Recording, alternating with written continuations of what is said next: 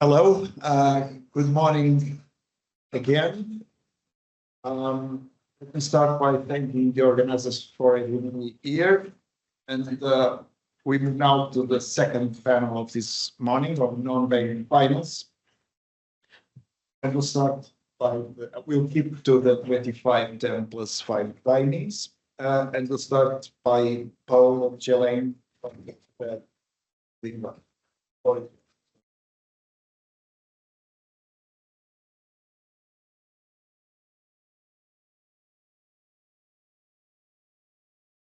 All right, can you hear me well?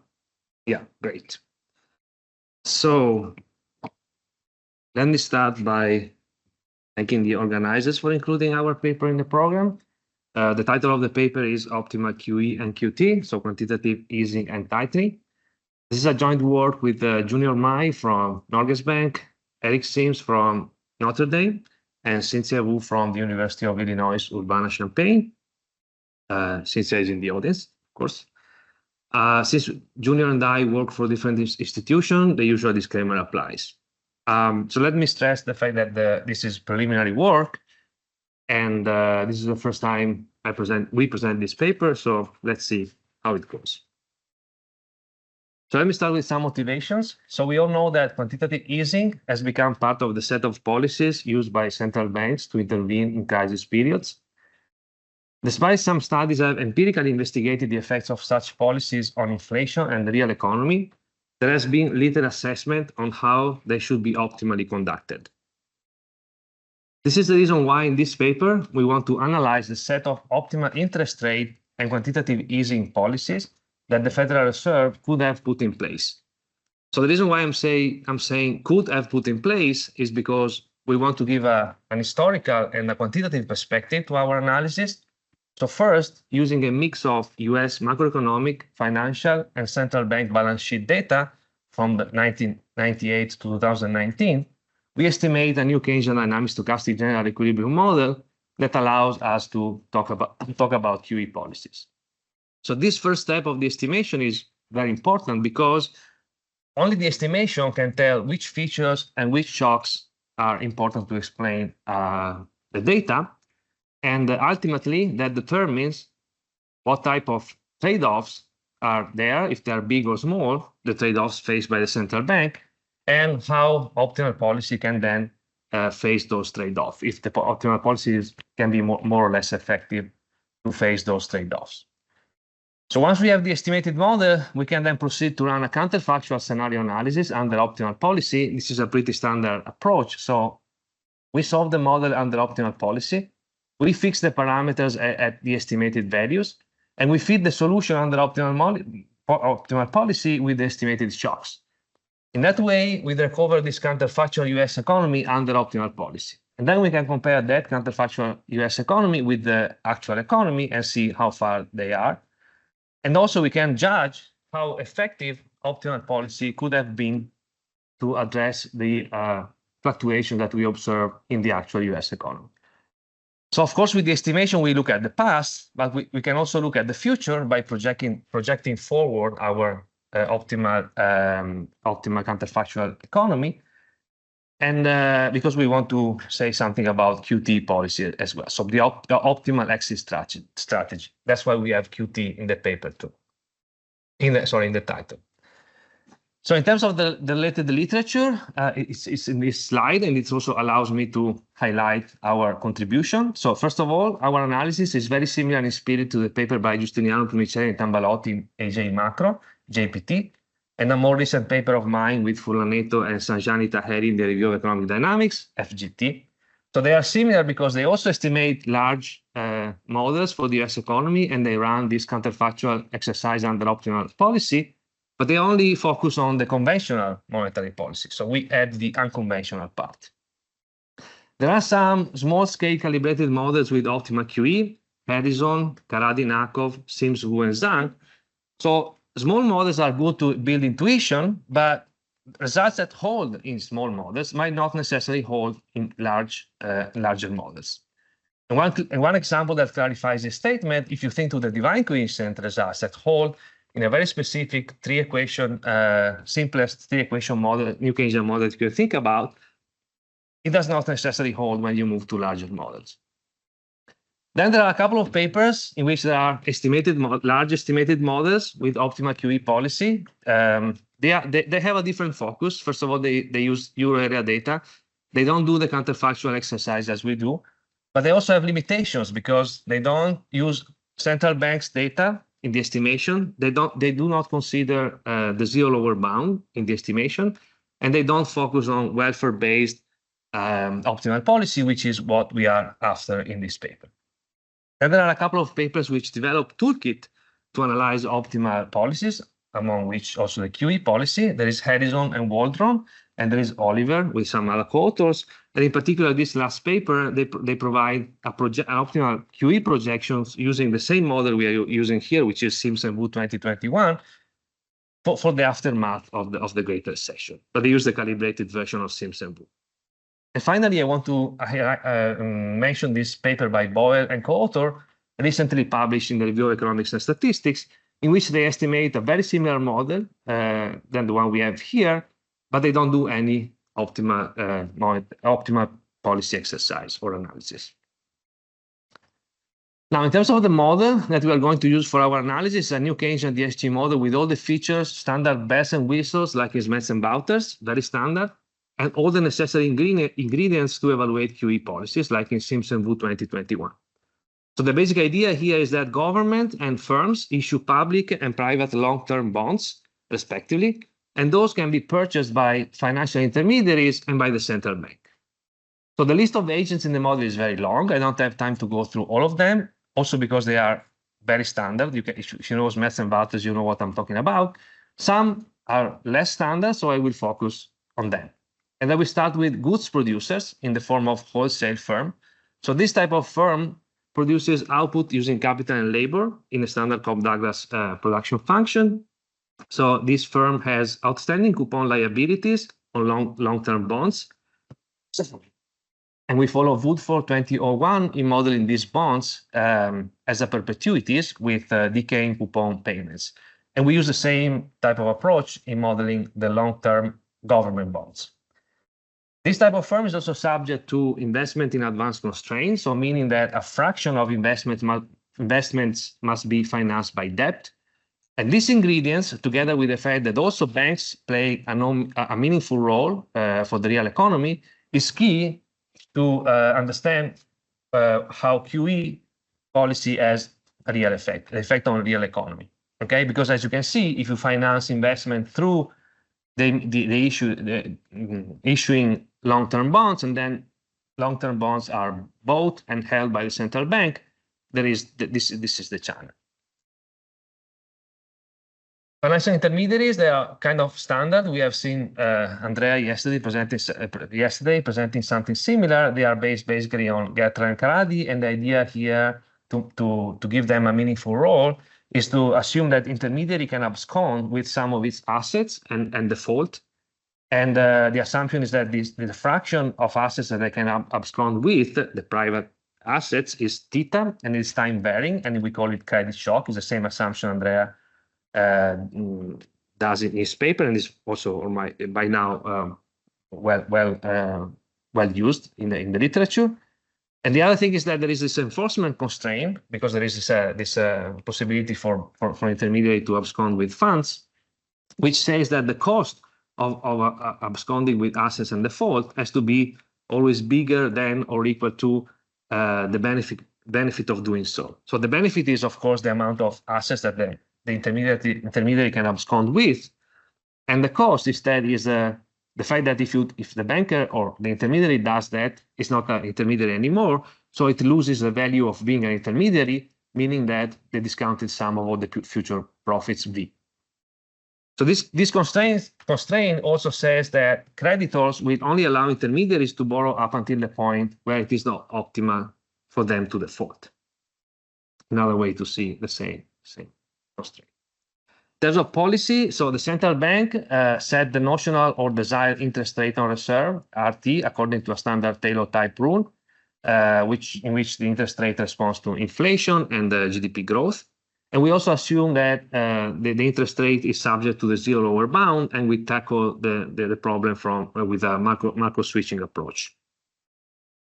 In terms of QE policy, we assume that the central bank can hold either private investment bonds, long-term, or long-term government bonds, and it finances that with reserves. So that's there you see the central bank balance sheet. Then we can define the ratio between private long-term bonds and public long-term bonds over GDP, and we can define law of motion for those objects. And there are two cases here. So if we are in a normal times when the interest rate is above 1, QE policy is exogenous, and it follows simply autoregressive process of order 1. Once we switch to a zero lower bound period, so when RT is below 1, then QE policy becomes endogenous, and then it responds, like the Taylor rule for the interest rate, to inflation and GDP growth. Okay, that's it for the model. In terms of the data we use and the strategy we adopt, so data, the set of data is to some extent pretty standard. We use GDP growth, consumption growth, investment growth, wage growth, hours worked, inflation, Fed funds rate, the Gilchrist and Zuckerberg spread.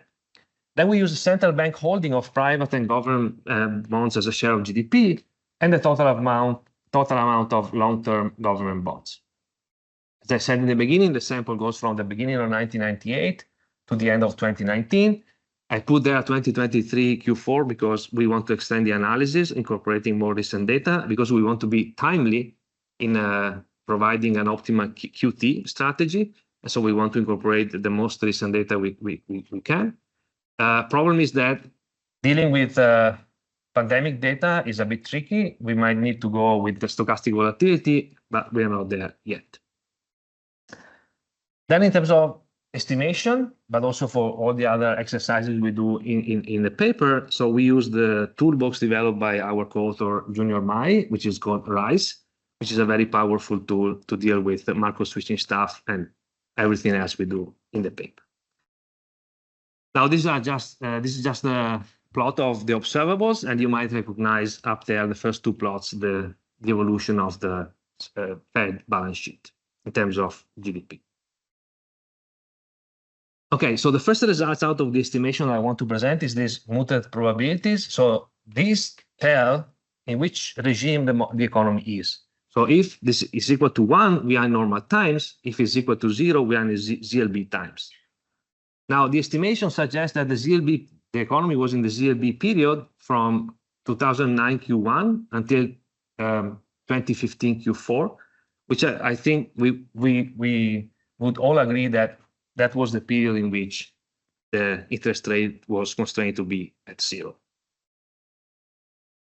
Now, we are in a macro switching world, so everything we do comes in pair. It says we have two sets of results for everything. The same is true for the variance decomposition. So we have a variance decomposition for normal times and a variance decomposition for ZLB times, which is going to appear in the next slide. So here, so first of all, so the variance decomposition is helpful now to understand which shocks are relevant to explain the different variables and to get a sense of where trade-offs might come from. So there are a lot of colors here, a lot of moving parts. The legend might be small, you might not be able to read well. So just follow what I'm saying if you are not able to read well the picture. So first of all, you see that public QE and private QE, we are in normal times, so they are exogenous. And so they are 100% driven by their own innovation. Then the rest of the variables and the rest of the variance decomposition is pretty standard. It's really close to Smetz-Bauter. So for instance, consumption growth is mainly driven by intertemporal preference shock. Investment growth is mainly driven by investment-specific shock. Output growth is a combination of preference, investment, and government spending shocks, which is not surprisingly because Y is equal to C plus I plus G. Real wage growth is mainly driven by wage markup shocks. Inflation is mainly driven by price markup shocks. The policy rate in the short run is mainly driven by monetary policy shock, and then in the medium to long run is the investment-specific shock, the main driver. The total amount of government bonds is also exogenous, and then is driven by 100% by its own innovation. And the corporate bond spreads is actually driven by a good chunk by the credit shock, and the rest is a combination of other shocks. Now, as you can see, the credit shock explains a good chunk of the credit spread. but not much of anything else in the model. So this highlights the importance of the estimation, because if you remember the presentation by Cynthia yesterday, or if you don't remember that, their paper, Sims, Wu, and Zhang, they highlight the fact that this credit shock actually appears in the Phillips curve. And that creates a wedge which breaks down the divine coincidence in their 4-equation model, okay? But our estimation suggests that this shock doesn't explain much or even anything about inflation, so it means that the problem that they highlight might be less severe here in our model. The other thing that I want to highlight is the fact that public QE shocks and private QE shocks also do not explain anything of any other variables. And this to me is not very surprisingly, because these are monetary policy shock. And we already know that even for conventional policy shock, they are not very important to explain the dynamics of real variables or not even inflation. So I'm perfectly fine on not seeing the QE shocks explaining much of other variables. So does that mean that it's kind of irrelevant to have QE in the model? No, the answer of course is not, because we have the ZLB times variance decomposition, which actually represents 1/3 of the sample. So first of all, now during ZLB times, as I said, QE policy become endogenous, so they respond to the state of the economy. And of course, as you can see, they are not anymore driven 100% by their own innovation, but other shocks start to be important driver of those two variables. And in particular, the investment-specific shocks become important, and especially for the private QE, which makes sense because, as if you remember the investment in advanced constraint that I showed you before, it makes sense that investment-specific shocks enters to explain private QE. The rest of the variance decomposition look qualitatively similar to the normal times, with one very important exception, which is inflation. So as you can see, before in normal times, inflation is almost entirely driven by price markup shocks. Now endogenously, we have the results that investment-specific shock actually explain almost 50% of inflation. So this is important because we know that price markup shocks, together with other shocks, wage markup shocks, are very important shocks to determine trade-offs that the central bank has to face. And if you think to the divine coincidence results I was saying before, it's enough to include the price markup shocks in the 3-equation model just to break down the divine coincidence. And this is also intuitive because the same paper, Sims, Wu, and Zhang also show that the QE itself appears in the Phillips curve, right?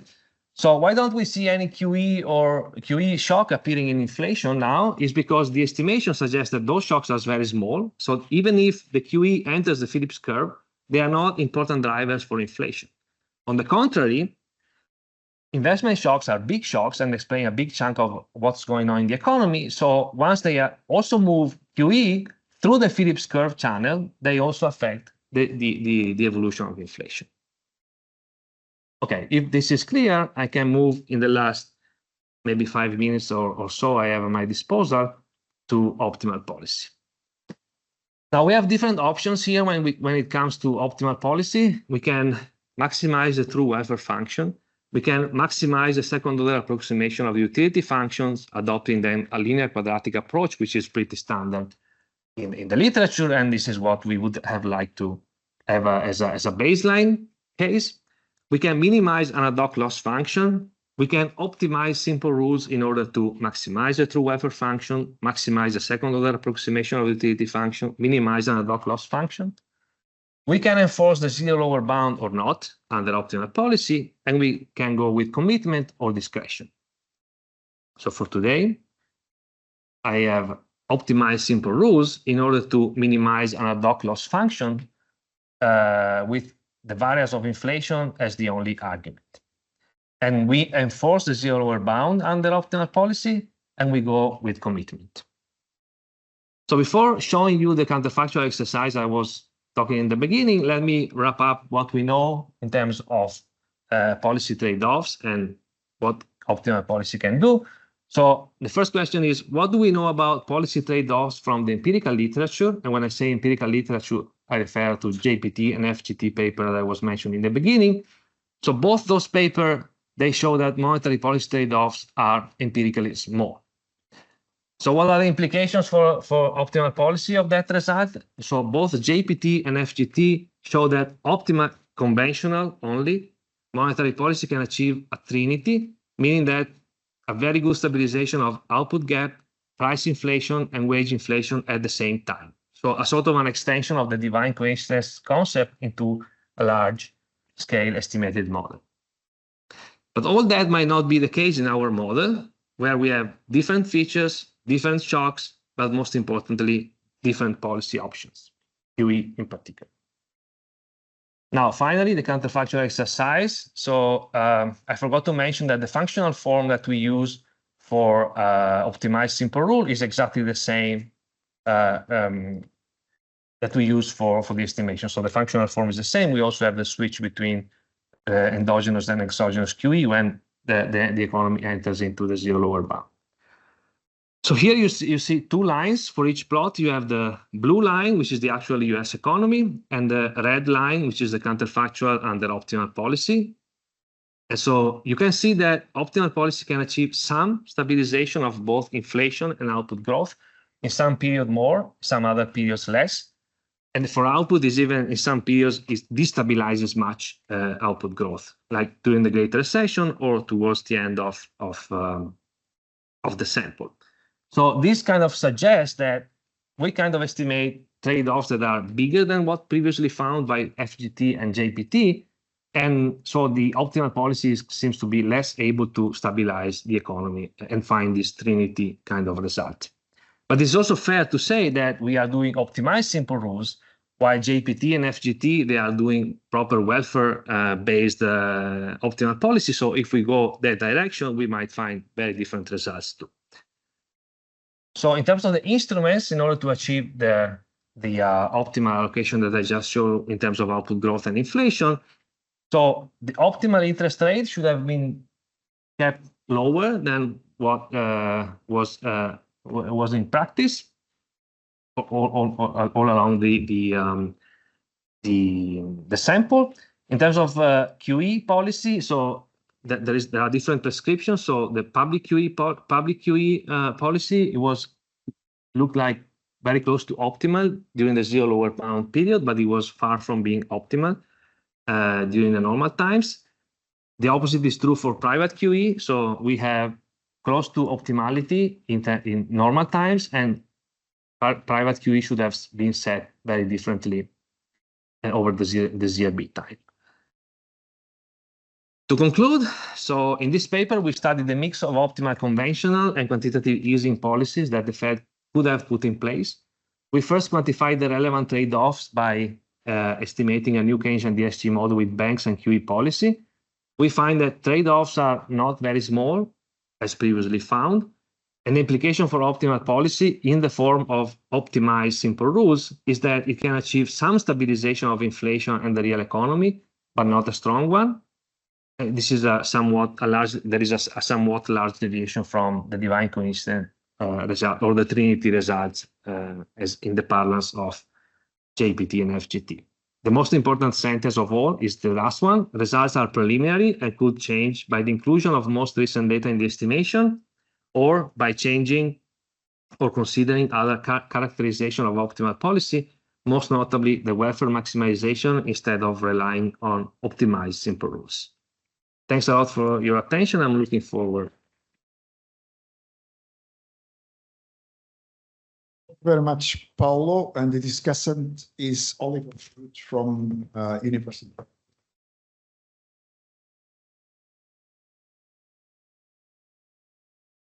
Good afternoon, everybody. What a pleasure to be here. Thank you to the Qatari Central Bank and King's, and especially the organizers for inviting me to discuss this super interesting paper. Let's get straight into it. What does this paper do? As in the famous TV advert from the 1990s in the UK, this paper does exactly what it says on the tin. It takes a quantitative DSG model with financial frictions. It estimates the model using US data, using Bayesian methods, and taking into account the zero lower bound. And then it takes these structural parameter estimates to study the counterfactual under optimal policy under commitment. So far, so good. This is certainly an exercise that I think we should be aspiring to do. One question you might ask is why is we not done it yet? I think the anniversary for QE is 15 years. So first of all, we spent the last 15 years kind of understanding kind of qualitatively in these stylized environments how QE might work. But I think as a literature, we have a pretty good understanding of how QE works. And so this seems like a good time to go to the black box of the big New Keynesian model and understand what optimal policy looks like. The other reason that maybe other people haven't approached this is that it's a computationally hard problem. And so well done to them for taking on the task of really tackling this problem in a very serious way. Of course, the question is the output that we get in some sense useful? Harks back to this paper also 15 years ago about whether New Keynesian models are really useful for policy analysis. And so we should always ask the same question here when we see the results that come out.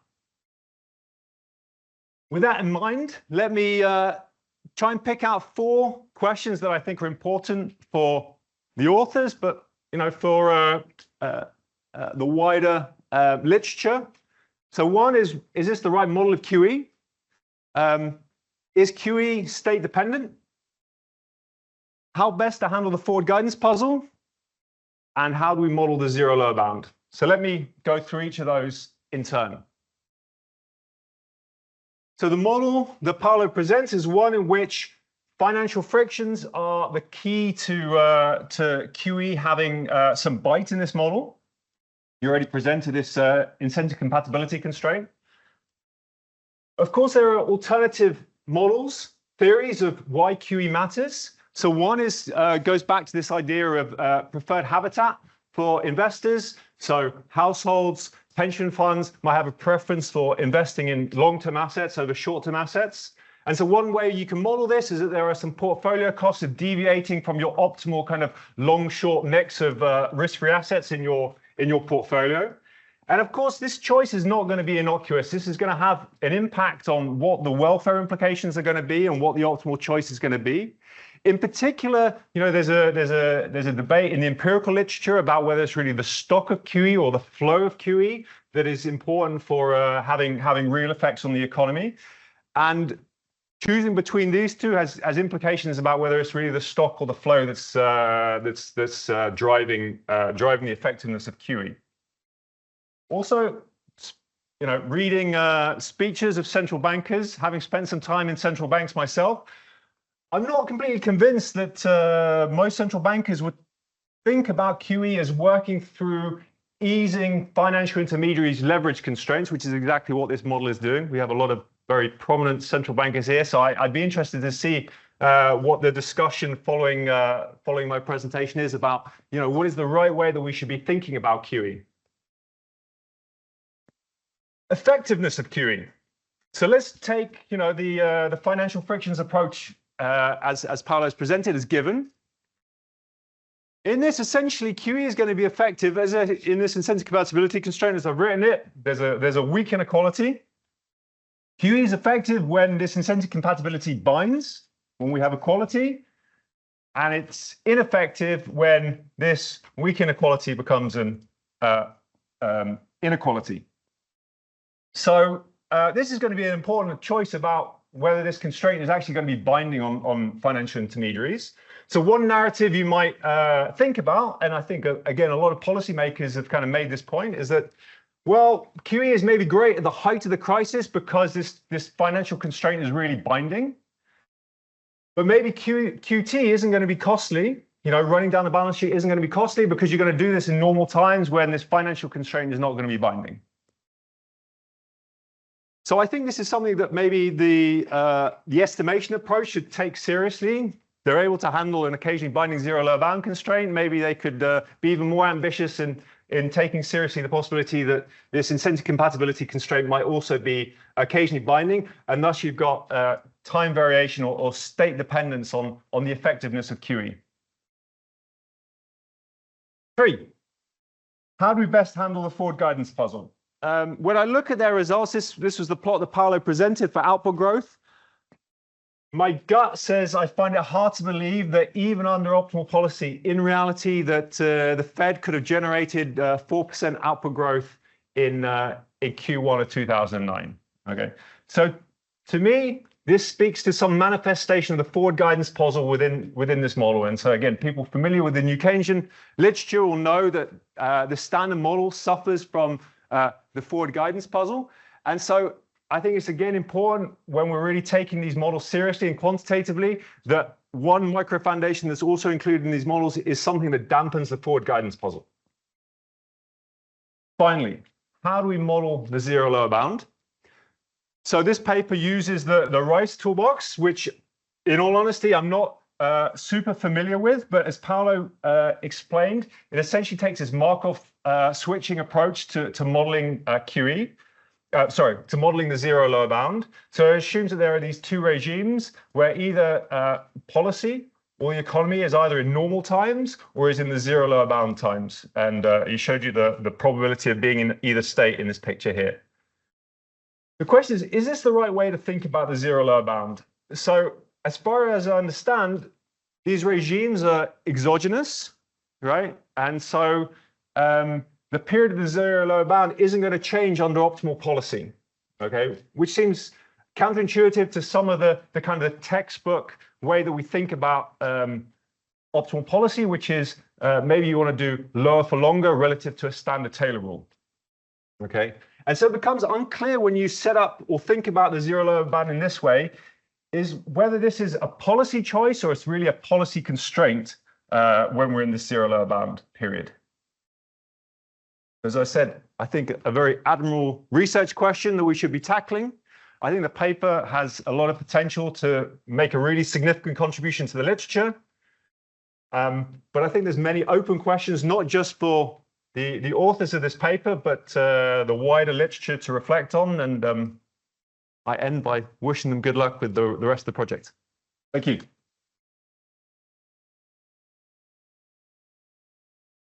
Very much, Oliver. So let us see if there are questions. We have a couple of them. Let us start by there, please. Thanks for the great presentation and discussion. I just want to follow up on a couple of points by Oliver, as someone who was at the Fed during the financial crisis. I think that Oliver is completely right that policymakers did not think of the effects of QE through financial intermediaries. You know, people who contributed to design QE in the first instance of the list really had in mind the preferred habitat type of framework. Whether they were right or not, I don't know.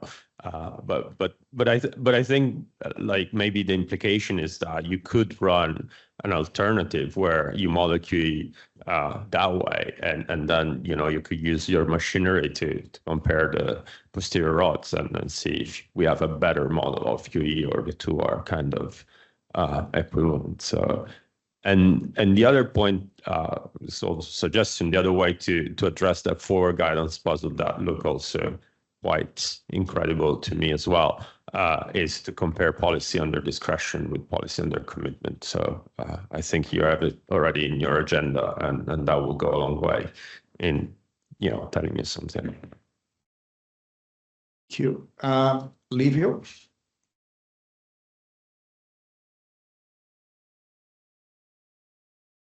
Thank you. So I think this is also a terrific paper, also great discussion as well. So one question I had is, so there is a paper which I don't remember the complete list of authors, but one is for sure Gali, where they compare basically the behavior of the U.S. economy under the zero lower bound and in normal times. So what they find is that essentially they behave the same, which can have a number of reasons. So it can be either that QE is a perfect substitute for normal monetary policy, or it can be that monetary policy doesn't work the way we think it works, etc., etc. So I think your paper could be very good in testing this, because you can test, whether the behavior of variables is different in the zero lower bound regime and the other regime. and check whether whether it fits with the Galli et al.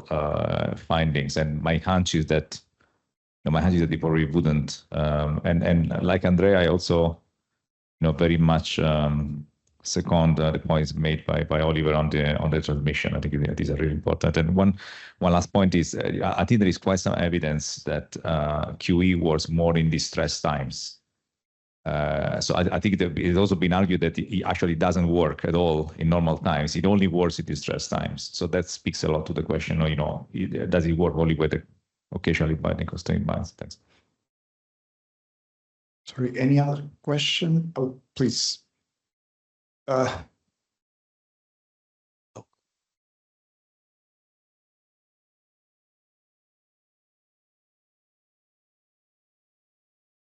you very much. My name is Paul Hudson. You probably told by my appearance I'm no longer a fixed academic abode. There's one thing that completely mystified. I apologise for my ignorance. You're dealing with a lot of numerical data, or a lot of it.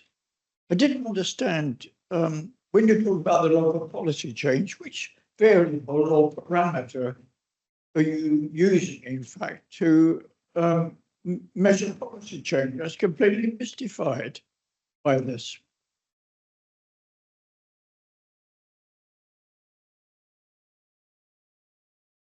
Thank you. Any final question? Okay, Aman. Excellent paper. I learned a lot, but there's a lot, as I think Andrea mentioned. My question is, when you showed the shocks for the zero lower bound, etc., could you just go back and just talk about the log policy rate in the two things that went by too quickly? Would have been nice to see them next to each other. Okay, Paolo, floor is yours. Yeah, can you hear me? Yes. So first of all, thanks a lot, Oliver, for your great discussion, given that you got very preliminary and incomplete draft and you got just slides and outline. So you made a great job in commenting that. So I buy all your comments. Of course, they are all well taken. The first comment also is Andrea already suggested the way forward. We can specify the alternative way, the QE in an alternative way, even discriminate given the data we have, so we can see which specification fits the data better. I don't have a strong view on which one is the best way to model QE. So it was just given the set of authors we have. I mean, it was natural to start from what they already had and what they already published, the type of framework. And also the other paper I mentioned that is published in the Review of Economic Statistics adopt same type of modeling strategy. So we started from the existing literature. I'm less convinced about the forward that the results I showed today is a manifestation of the forward guidance puzzle. It can be, but under optimal policy, everything can happen. We all know that, especially in large, complicated model, everything can happen. It can be a manifestation of many different things that are in the model, in the data, and the assumption you make. So, but it's worth investigating if, for sure, there is a forward guidance puzzle going on somewhere, and I manifestate there as well. So it's good to try to investigate that dimension too.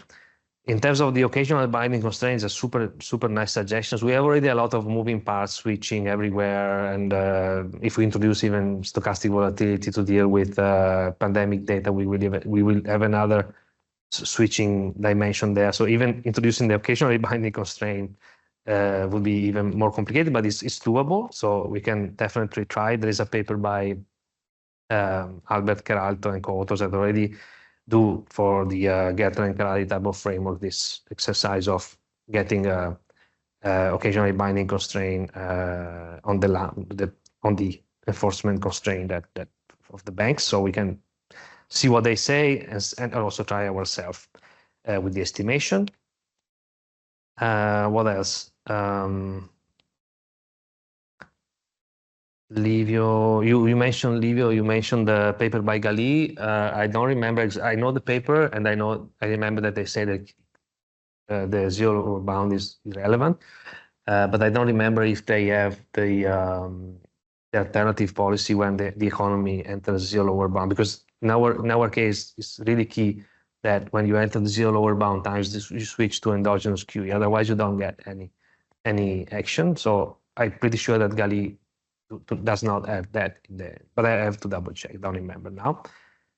I don't remember the questions about the parameter that we are. So policy are described by Taylor rules. So all the parameters entering the Taylor rules are responsible for determining how interest rate and QE policy evolves over time. And they're also switching because we assume that they are different normal times and ZLB times. So there are switching also of the Taylor and QE rules. Is this satisfying? Am I answering your question? Or, well, I mean, we can discuss more over the coffee break then if you want a more elaborated discussion on that. And there was the last final question about the for the policy rate. You mean?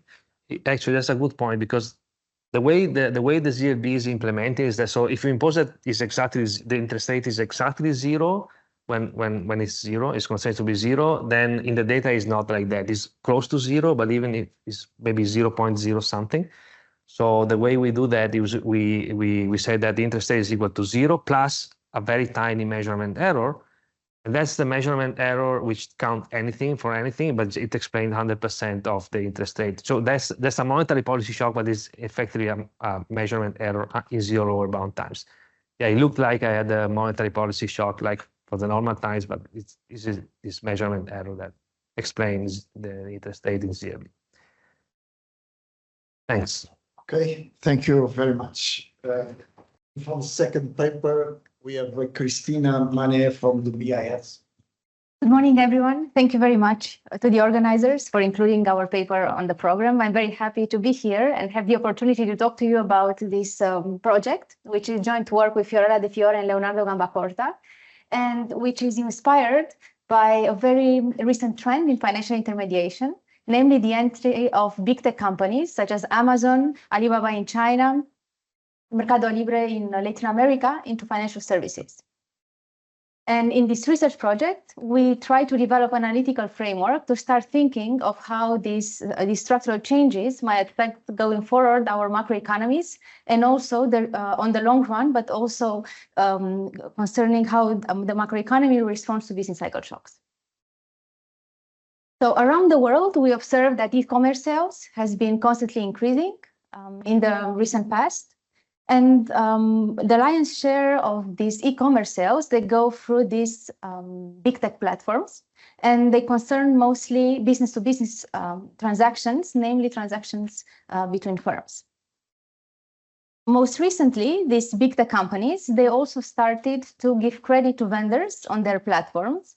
And even if today this type of new credit is quantitatively relatively small, for instance, in China, it makes up for about 3.5% of total credit.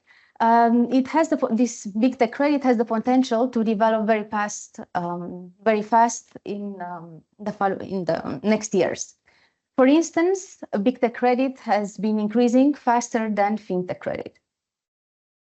What is special about big tech credit is that big techs, they use very different ways to reinforce credit repayments on their platforms compared to banks. For instance, if we have a small firm in China that does not repay credit to the bank, what it will lose is physical collateral, which is usually part of the house of the owner. By contrast, if a small firm does not repay big tech credit, it will be excluded from the platform, from the e-commerce platform, meaning that it will lose its future sales on the platform and as a result, its future profits on the platform. So we can see that the nature of the credit channel, because of different reinforcement technologies, it will likely change. And in our project, we want to build a theoretical model to start thinking on how these changes in the nature of the financial accelerator and in the nature of the credit channel, how these changes might affect the real allocation of the macroeconomy and also the response of the macroeconomy to business cycle shocks. And we will, for this purpose, we will build an extension of the standard New Keynesian model, where we incorporate a big tech platform and then which will focus on this business-to-business transactions. So transactions. And through the lens of this framework, we have a couple of new insights.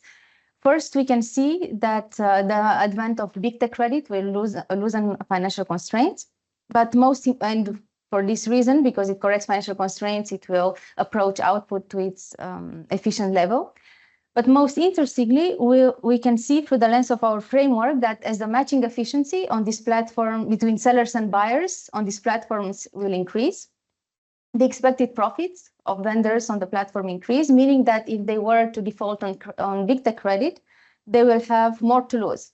And this expansion in the opportunity cost of default on big tech credit will lead to an expansion in borrowing limits for firms, which will further correct the credit frictions. So as the matching efficiency between sellers and buyers on this platform will increase, not only the search and matching frictions will be corrected, but also credit frictions. And through the lens of our model, we can see that as the matching efficiency increases, we will go from a very complicated world with credit frictions and matching frictions to a simple world where there are no credit frictions and no matching frictions, and which is described by the three-equation Keynesian model. So we'll go from a very complicated framework to a very simple one in the limit.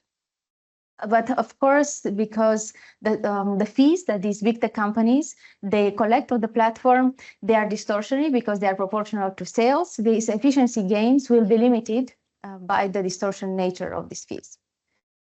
And then concerning the impact of big tech credit on business cycle fluctuations, we see that the nature of the financial accelerator will change because the financial accelerator for big tech credit works via expected profits as opposed to property prices. So as the share of big tech credit in the economy will expand, this financial accelerator will work relatively to a larger extent via expected profits as opposed to property prices.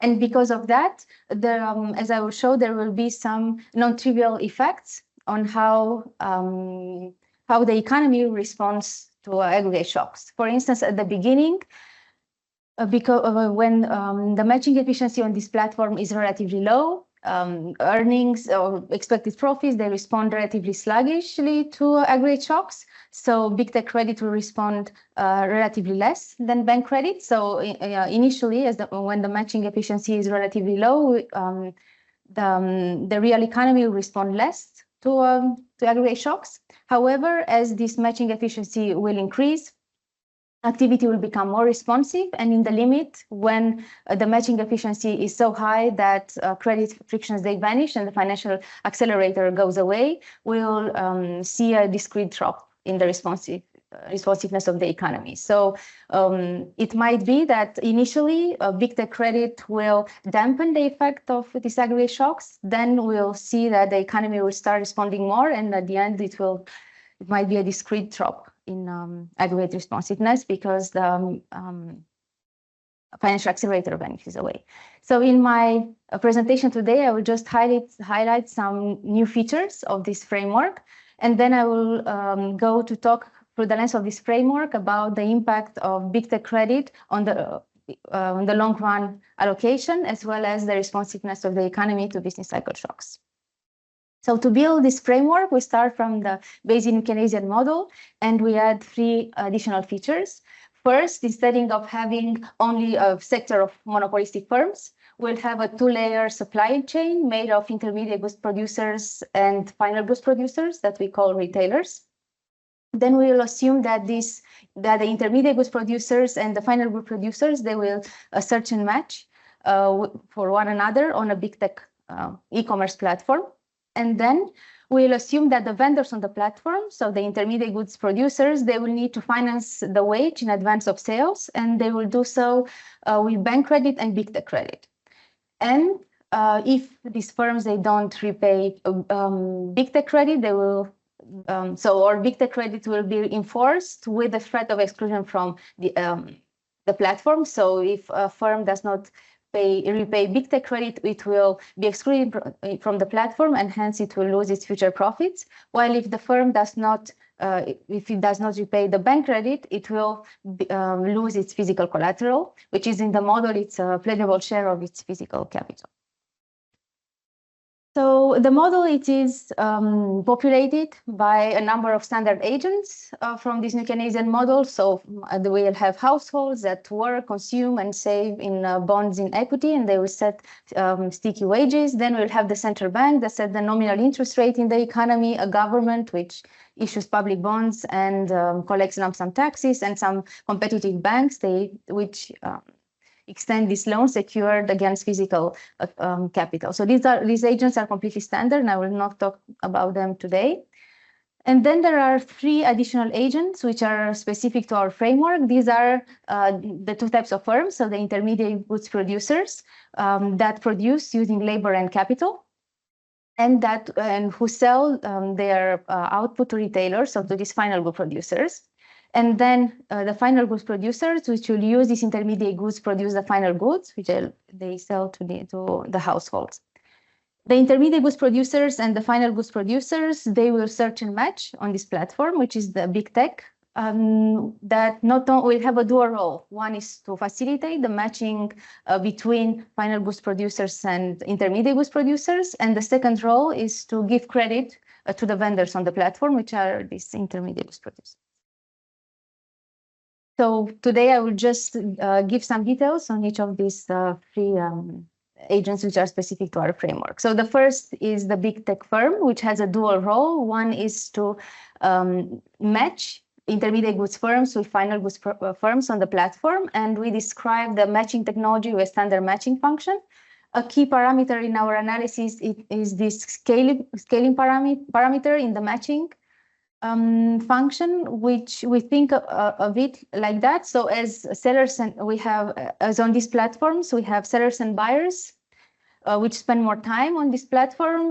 The platform will learn more about them. So as time goes by, it will be able to match them more efficiently. So we think of this matching parameter as gauging the matching efficiency of the platform. So the longer time these firms they spend on the platform, the more efficiently the platform will be able to match them, because it will have more information on their behavior. The second role of the big tech firm is to give loans to vendors on the platform, so to these intermediate goods producers. The big tech firm in the model will build net worth by collecting fees from sellers and buyers, and then it will use these fees to finance the incentive-compatible big tech credit.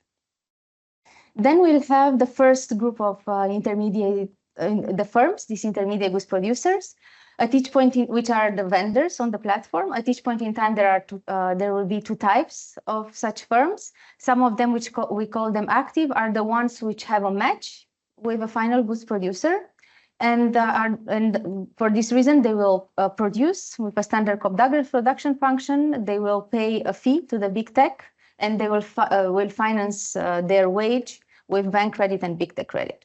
At each point in time, the number of active intermediate goods producer we call to the ones, as in the search and matching framework, the ones that remain active from the previous period plus the new matches.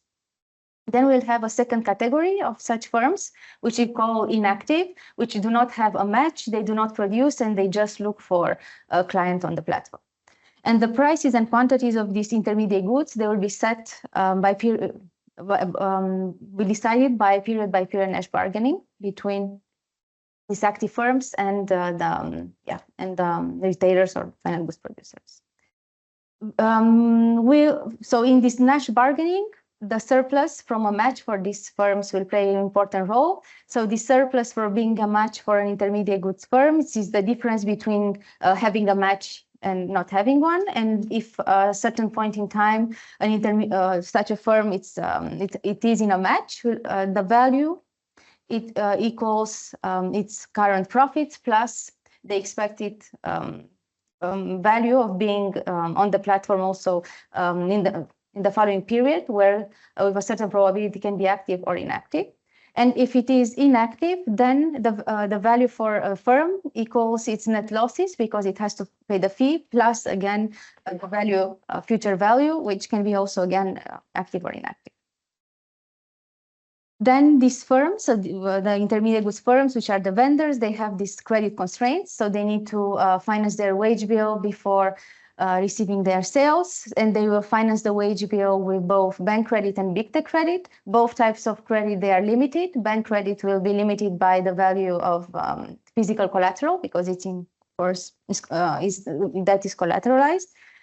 And in the model, the physical collateral will be equal to a share of the pledge of pledgeable physical capital of the firm. And then big tech credit will be limited by a share of the future profits of the firms on the platform, because if the big tech, as I mentioned before, enforces the credit repayment with the threat of exclusion. So if the firm from the e-commerce platform, so if the firm does not repay the big tech credit, it will be excluded from the platform, and it will lose its future profits. And in order to also proxy for the fact that in reality these firms, they have also other retail options. So what in fact they lose is the difference between the profits on the platform and the profits conditional other retail options. So for this reason, we assume that they can pledge a share of their expected profit. Then finally, we have the third type of agent, which is specific to our framework. These are the final goods producers or the retailers.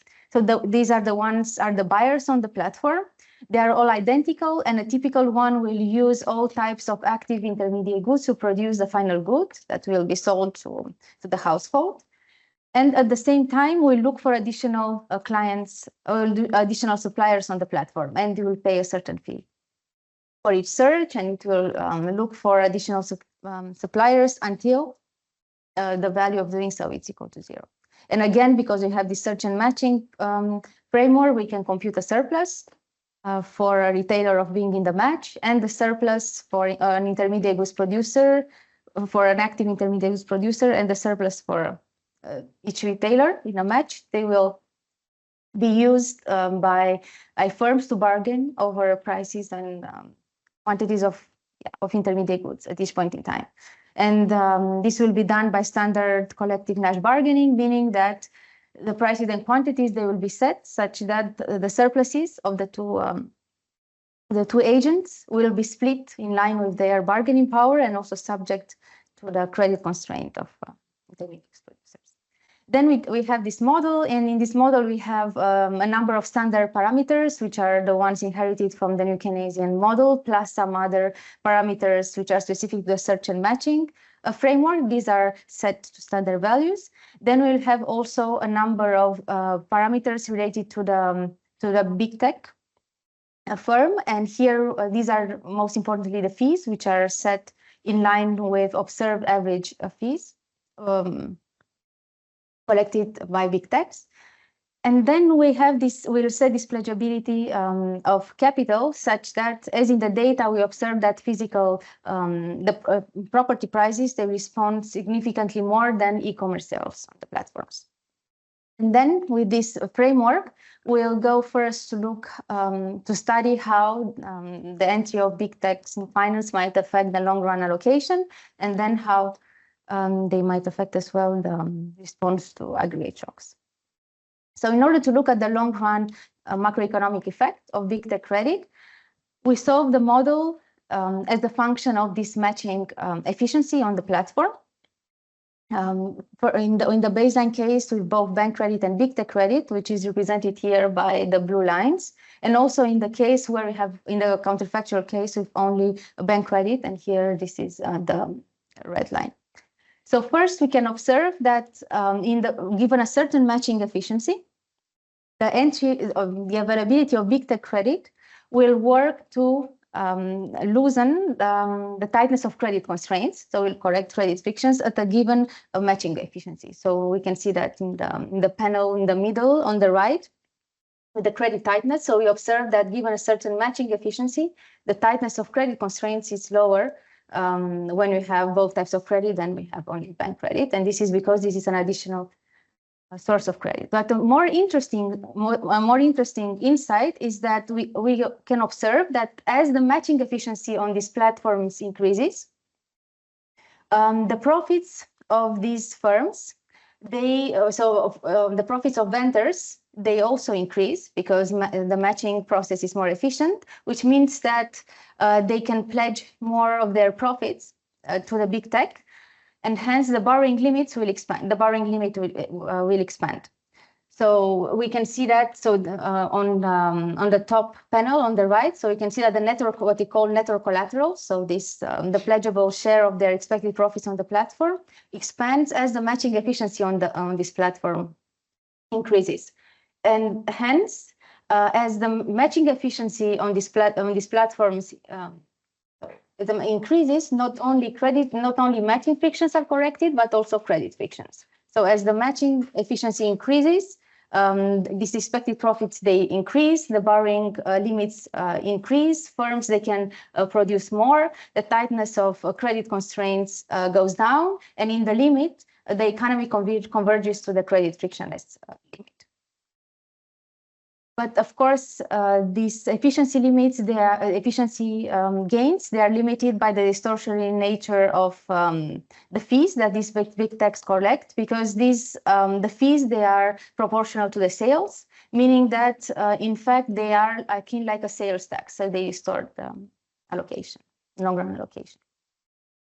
Then we go with this framework to look at how the introduction of big tech credit might affect the response of the macroeconomy to shocks. And here we can see that the nature of the financial accelerator will likely change. And this is because the financial accelerator, in the case of big tech credit, works via expected profits as opposed to property prices. So as the share of big tech credit in the economy will increase, this financial accelerator will work to a larger extent via expected profits than via property prices.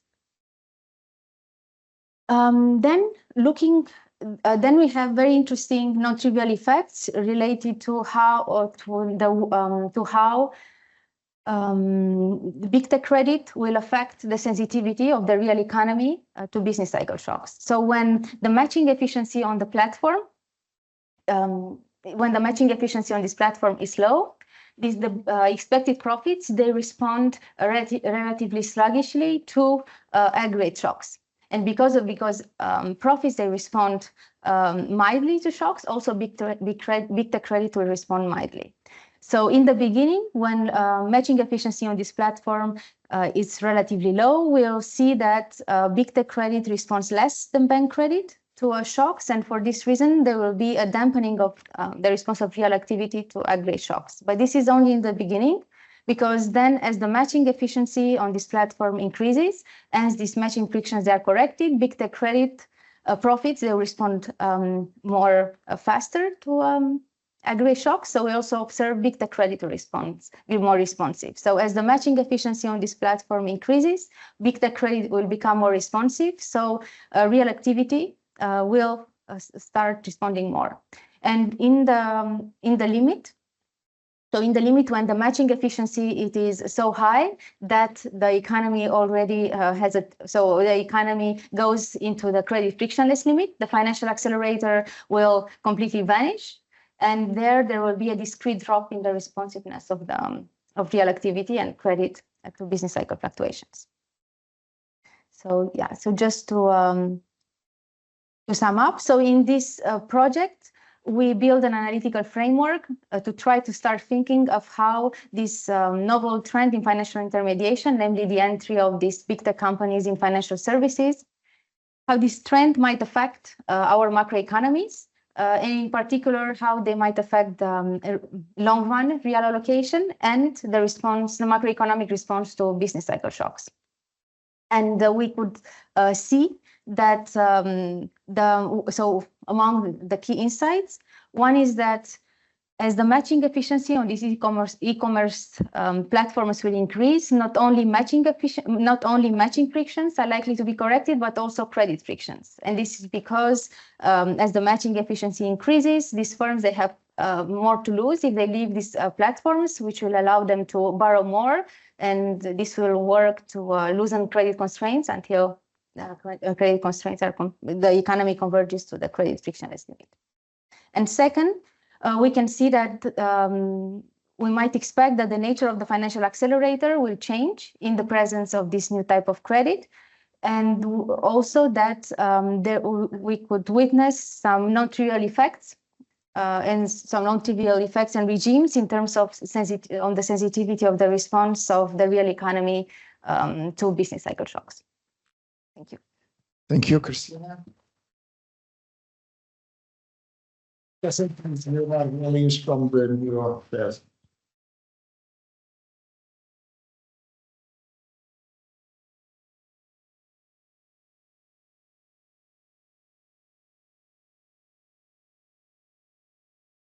Good morning. Can you hear me well?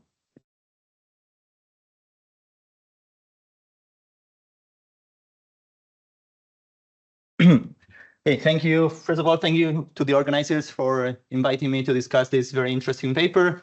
I'm at the New York Fed, so the standard disclaimer applies. The views are mine and not those of the New York Fed or the Federal Reserve System. Okay, so to very quickly summarize this paper, the goal is clear. The goal is to understand the implications of big tech lending for monetary policy transmission and more general to macro shocks. How the paper does it, I'll go into more details into the model, but basically what I think is the key contribution and the key part of this paper is that to understand that credit frictions operate through two different channels. Banks is a standard channel, but they require collateral, and so monetary policy affects lending through the effect on asset prices. But because big tech does not require collateral, like the actual enforcement of repayment happens through the threat of platform exclusion. So in terms of just, again, going back to the findings, three main findings: big tech's higher efficiency, so there's more credit available, and higher value for firms that operate in the platform. And monetary policy has a larger effect on output, but maybe less persistent. And there is efficiency gains due to better matching, as Christina discussed in her presentation. So again, just like the summary of the model, they have three main blocks. One is the search and matching. The second one is this nominal rigidities through sticky wages. And the third one is this idea of the credit frictions. For the purpose of my discussion, again, I'll just be focusing on the credit friction part of this paper. And again, just to reiterate, because everything in my discussion will be about this, the idea again here is that bank lending is constrained by the value of your physical capital. So anything that moves asset prices will affect your borrowing constraint, while on the tech lending side, what will actually affect your borrowing capacity will be what this object called the value of staying in the platform, which is kind of the present value of your future profits. And kind of similar to a picture that Christina showed in the presentation, again, just to fix this idea, everything monetary policy can operate either through its effect on commercial property prices or any kind of asset prices, or it can operate through the value of your e-commerce sales. They show this version of this chart in which they kind of show that asset prices are way more reactive than e-commerce sales, and that's kind of the idea behind all of the results in the paper. So the general thoughts and the outline for my discussion: this is absolutely a key topic. Big tech is getting bigger. They're increasing their lending. Their lending, as I'll discuss in the next few minutes, is actually very different from the kind of lending that we usually think of. So it's actually crucial to understand its implications. So I think in general, the topic of the paper and the goal of the paper is very, very key and very important. For the purpose of the discussion, I'll be focusing on three main questions. What is big tech lending actually replacing? How does lending actually work now or before big tech lending? The second will be about how these contracts works and whether or not they are enforceable. And third, I'll discuss some financial stability considerations. Before I get into any of that, just to put this kind of into context of the literature, the borrowing constraints I mentioned before, this is like the two options that you have in the paper, and this is all you can do in the model in the paper. But I think there is an existing literature that's already based on cash flow based borrowing constraints. So I will highlight one similarity and one difference with that literature. The similarity is that, yes, in all of the literature, your lending constraint is your borrowing constraint is actually a function of the present value of your future cash flows or your future profits. The main difference, I think, here is that in many of those papers, kind of the legal environment affects your ability to pledge or seize cash flows, while in this context of big tech lending, it's actually much more straightforward. Amazon can just simply kick you out of the platform, and that's at the end of the story. So in terms of my first comment, again, in the context of the paper, you have big tech lending coming in, and the alternative for every firm before big tech lending and moving forward is to switch from this bank borrowing with asset collateral to this new way of lending. But actually, in reality, we have this QJE by Chen Lian and Yuren Ma, which find that at least for US non-financial firms, they claim that kind of 80% of borrowing of these firms is actually happening through cash flow based kind of constraints, and only 20% of borrowing actually is based on like collateralized lending. So they have this nice chart in which they show on the left based on volumes of lending, on the right based on the actual number of firms which are borrowing in either type. So they have like a long paper they're describing and documenting all of this. And one of the conclusions is that any kind of macrofinance model that is modeling borrowing constraints based on the liquidation value of your physical assets might not be the most accurate description, because already, at least in the US, a very large chunk of firms is borrowing in a completely different way. And I would claim that for this paper, this is not just like a small modeling choice. It's actually a key point that will affect the conclusions of the paper. Why? Again, because like the transmission in the context of this model, the transmission of monetary policy fully depends on what they call the share of tech lending. If you're moving from bank lending to tech lending, that's how the transition is happening.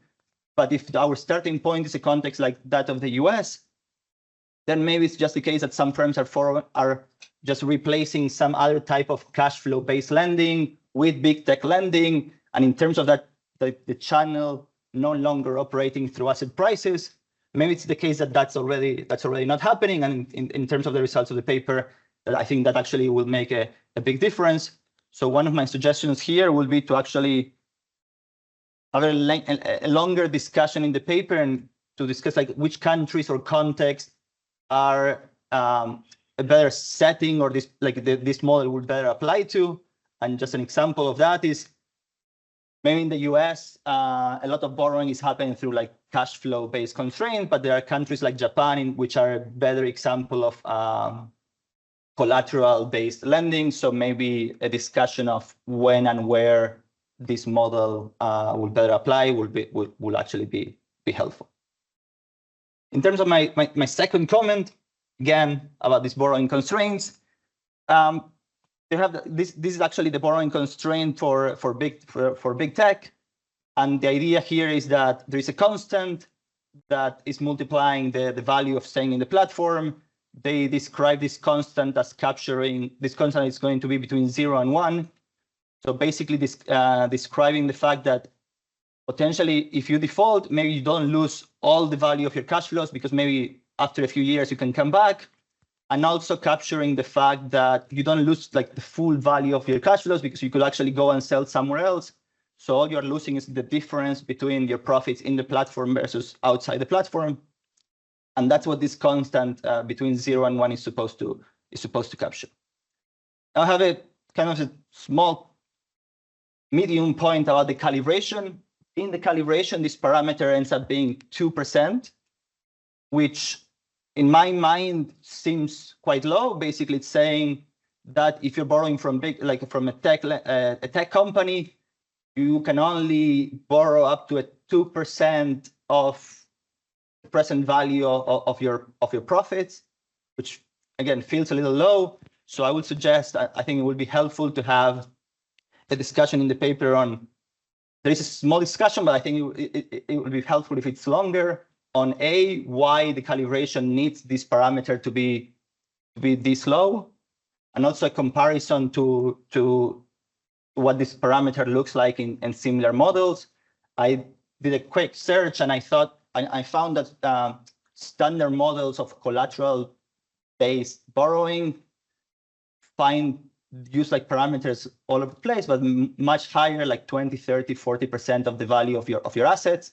It's kind of a bad comparison, but it would be nice to understand how this parameter compares to the rest of the literature. And also the last bullet point I have here, which is if from tech lending you can actually only borrow up to 2% of your future profits, is big tech lending really that relevant or important to actually make a difference in the macro?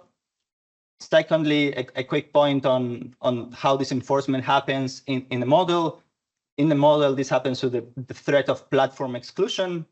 You default, I kick you out of the platform, and that's it. In reality, we have like many different models in different contexts of what happens after default.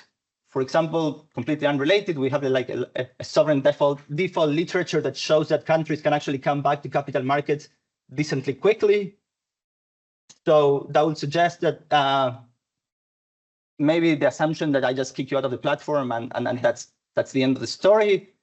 It's not quite clear. It's not quite accurate.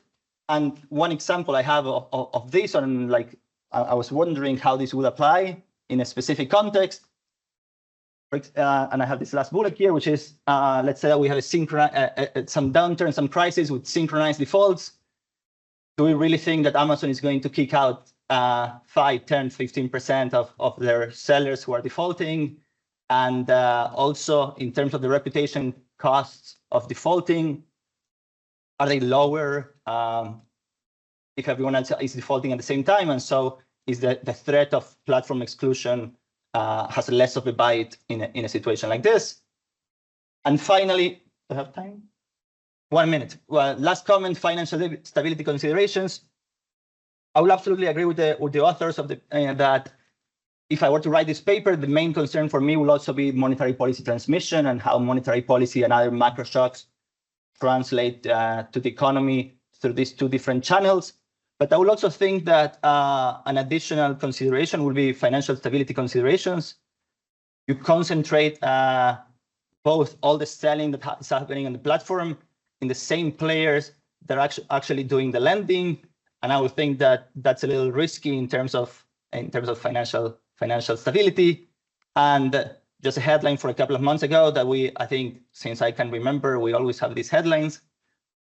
Every once in a while, we get these concerns about what's happening to profits in the tech sector.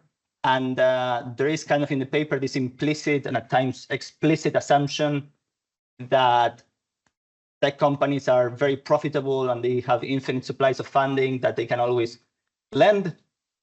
I would be a little concerned about what happens in terms of financial stability considerations. And my final point, there is a large literature showing. So one of the points of the paper is that tech credit will expand the total amount of credit in the economy. There is a large literature documenting that rapid credit expansions predict negative outcomes. If we think that the expansion of big credit will actually lead to rapid credit expansions, we should also be a little worried about what will happen in terms of financial stability. So I think it would be nice for the paper to also include a discussion on financial stabilities. So to conclude, the paper focuses on a very important, timely topic. I think we absolutely need to understand the implications for the transmission of monetary policy. I think it would be nice to have a discussion on some of those points I discussed. I very much enjoyed reading the paper and I look forward to seeing the next version. And best of luck to Christina and co-authors. Thank you. Very much, Leonardo. Questions by you, Paolo. So okay, and then we'll take one. It's more of a comment. So very interesting paper. You made a great job in distinguishing the two players by the constraints they face. There's another dimension in which they might differ, which is regulation. So I guess banks are subject to regulation, while big tech, they might not be. And this might have implication for how monetary policy, but also financial stability or macroprudential policy can deal with. So if there is a player which is not subject to all of that, the effectiveness of those policy might change. Okay, we move now to a second question. Where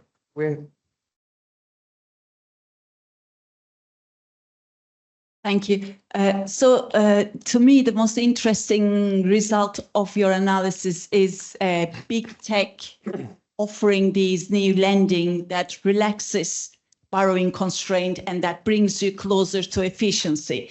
And it does that through a different enforcement mechanism. So it sounds too good to be true to me, because if you think about the source of these financial frictions, it's the asymmetry of information, right? As lenders, you are unable to observe the quality of your lenders and thus their probability of default. Under normal circumstances or bank lending, you have these collateral constraints. Here, you kick them out. So by just kicking them out, you are solving that problem. Fantastic.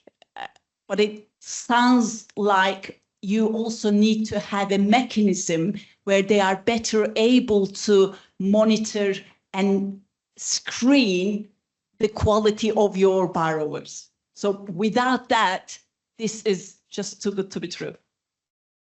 final question? Thank you. Following up on the second point of the discussant.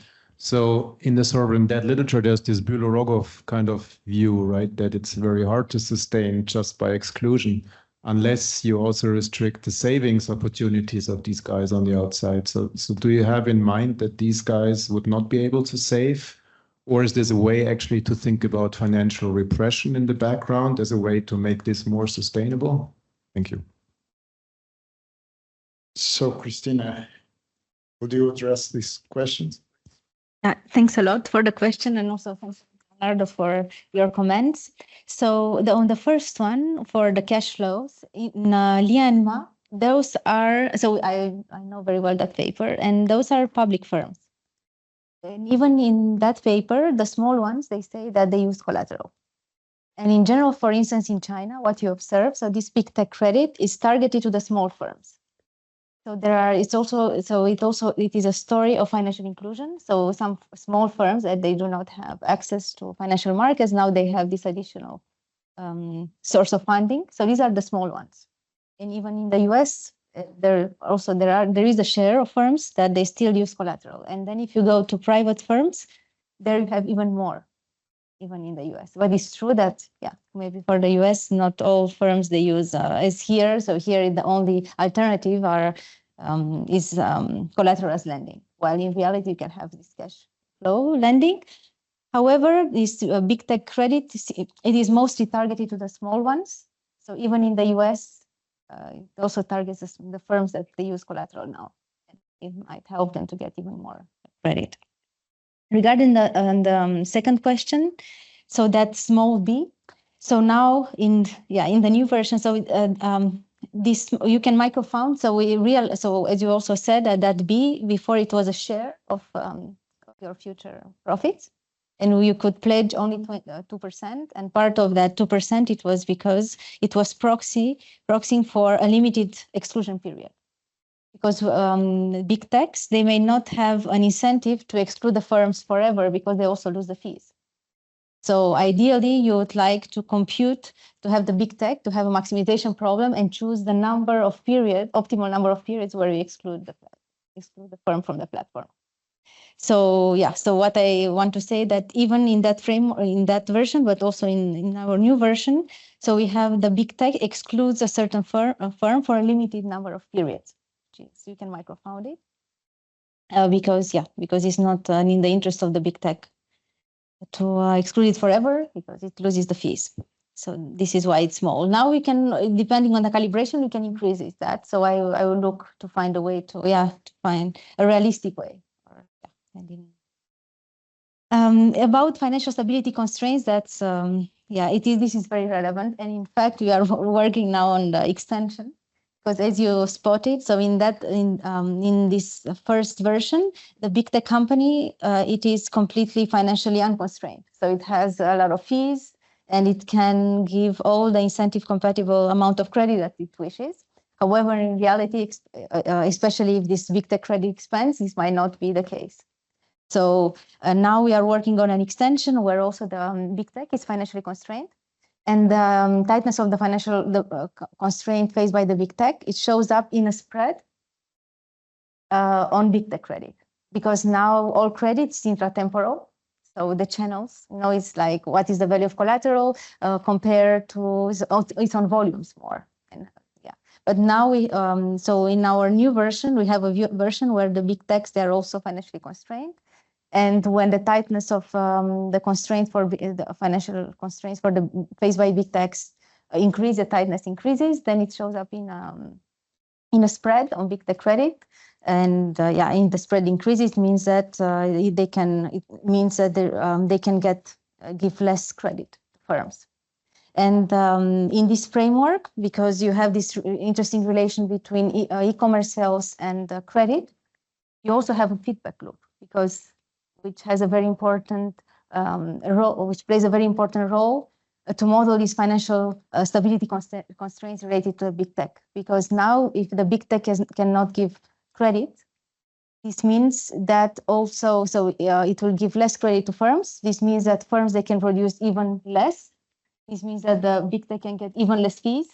So you have a feedback loop between activity on the e-commerce platform and the tightness of constraints for big techs and the tightness of constraints for firms. So which amplifies the effects. And so then you have this feedback loop, and and financial stability constraints. They seem very relevant in this framework. So in the part now, the regulation. So you need to regulate. This is why it's important to have an extension where you point out financial stability constraints, because then you can start talking about regulating big techs. And and we hope through this lens of this model to be able to start this discussion. And then about this, the enforcement technologies of these firms. So what is special about Amazon or these big tech companies, they have access to very big amounts of data. So this is why they have a lot of information on these firms. So this is why they can also compute maybe this opportunity cost for these firms to leave the platform, and they can, So these big tech companies, they likely have a better information on firms than banks, traditional banks, because they can observe all the sales on the platforms, and they can compute more efficiently the credit scores. And then the third question about the sovereign default, could you please? So if they will be financially constrained, or if they can save the firms. But here if they go somewhere else, they will have some worse retail options. So will have lower profits. So it's in their interest to be on. Okay, but this idea is that these firms, they don't have other options or to take credit, so they are. Okay. Okay, thank you. We could discuss that over lunch.